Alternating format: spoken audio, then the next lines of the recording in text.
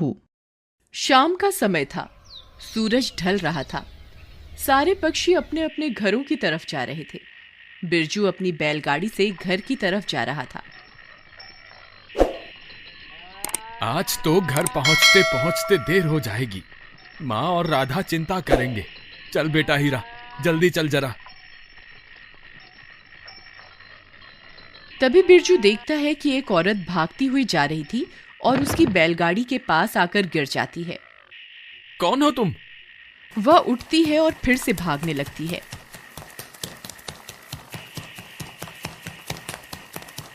बिरजू भी उसके पीछे भागने लगता है।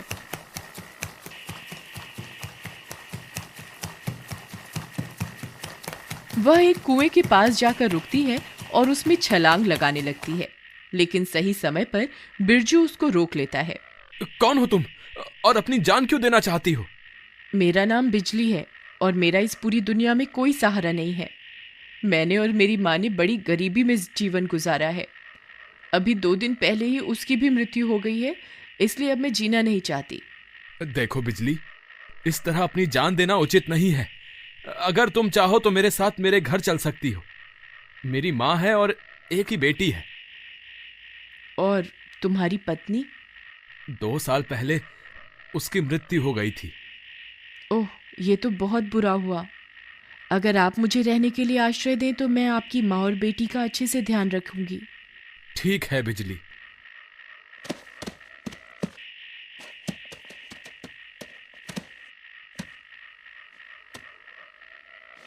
और बिरजू बिजली को बैलगाड़ी में बिठाकर अपने घर की तरफ चल देता है।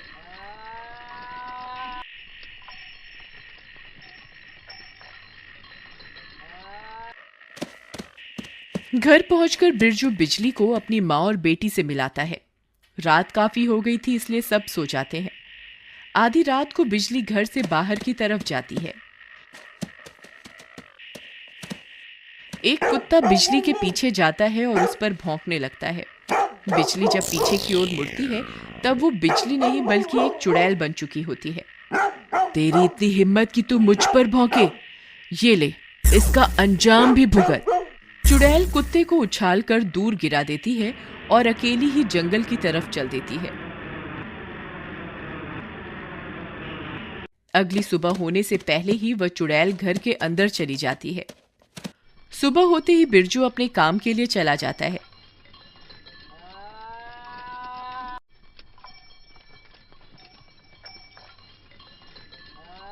बिरजू के जाने के बाद बिजली बिरजू की माँ के पास जाती है और उसको बोलती है, ओ बुढ़िया, चल, मुझे भूख लगी है, मेरे लिए कुछ खाना बना कर ला। बिजली, ये तुम कैसी बात कर रही हो? अगर बिरजू को पता चला तो वो तुझे घर से निकाल देगा। उसको बताएगा कौन? तू बताएगी। अगर तूने ऐसा सोचा भी तो तेरी इस पोती को जिंदा नहीं छोड़ूंगी। और दादी बिजली के लिए खाना बनाने के लिए चली जाती है। शाम को बिरजू घर पर आता है।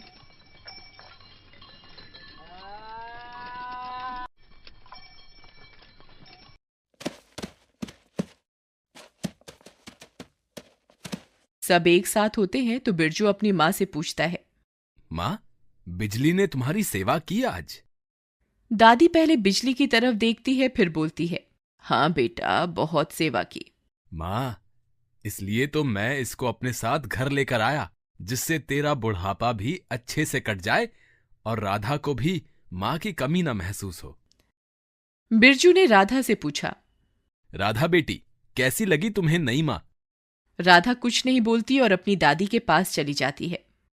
राधा तो मेरी प्यारी बेटी है, आप देखना, जल्दी ही ये मेरे साथ घुल मिल जाएगी। हाँ हाँ बिजली, मुझे तुम पर पूरा भरोसा है। बिरजू सोने के लिए चला जाता है और बिजली के चेहरे पर शैतानी हंसी आ जाती है। आधी रात होने पर बिजली घर से बाहर निकलती है और जंगल की तरफ चल देती है। अब वह बिजली से अपने असली रूप में आ चुकी थी।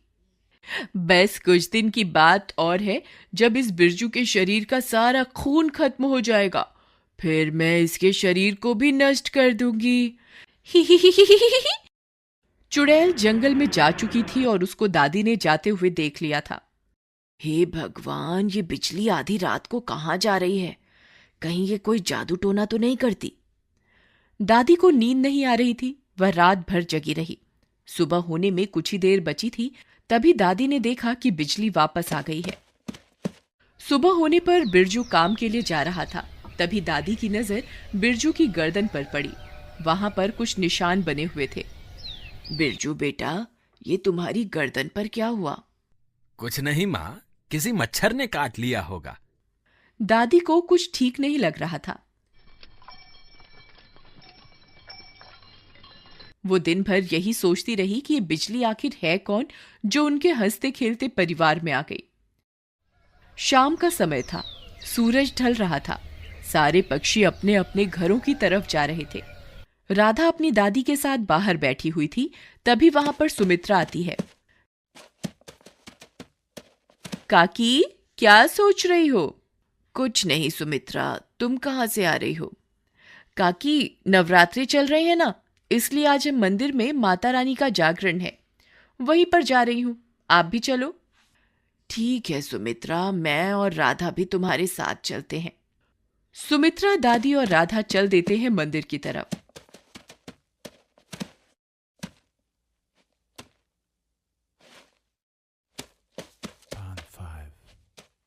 वहां पर माता रानी के भजन चल रहे थे। जब पूजा खत्म हो जाती है, दादी पंडित जी के पास जाती है। पंडित जी, मेरे घर में एक औरत आई है, अभी कुछ दिन पहले। उसके आने के बाद सब कुछ गड़बड़ हो रहा है। और दादी ने पंडित जी को उसके रात को जंगल में जाने वाली बात भी बता दी। सब सुनकर पंडित जी सोच में पड़ गए और कुछ देर बाद दादी से बोलते हैं, देखो काकी, ये जो तुम बता रही हो, ये सब तो किसी चुड़ैल के लक्षण हैं। ये आप क्या कह रहे हैं पंडित जी? हाँ काकी, मैं सब सच कह रहा हूं। क्या तुम उसका कोई कपड़ा ला सकती हो? हाँ पंडित जी, मैं कल लेकर आती हूँ। दादी और राधा चल पड़ते हैं वापस। उन दोनों के घर पहुंचने के कुछ ही देर बाद बिरजू भी आ जाता है।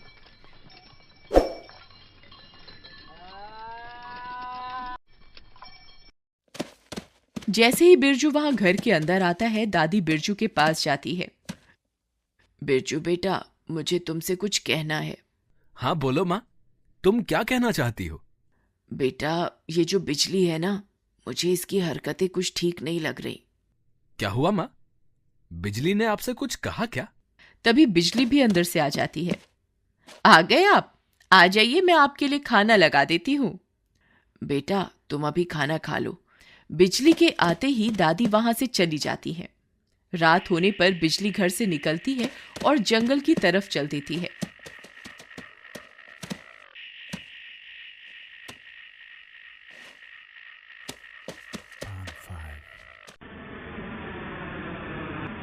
उसके जाने के बाद दादी उठती है और बिजली के कमरे में जाकर उसका एक कपड़ा लाकर अपने पास रख लेती है। इसका कपड़ा तो मैंने ले लिया, अब कल इसको पंडित जी के पास लेकर जाऊंगी।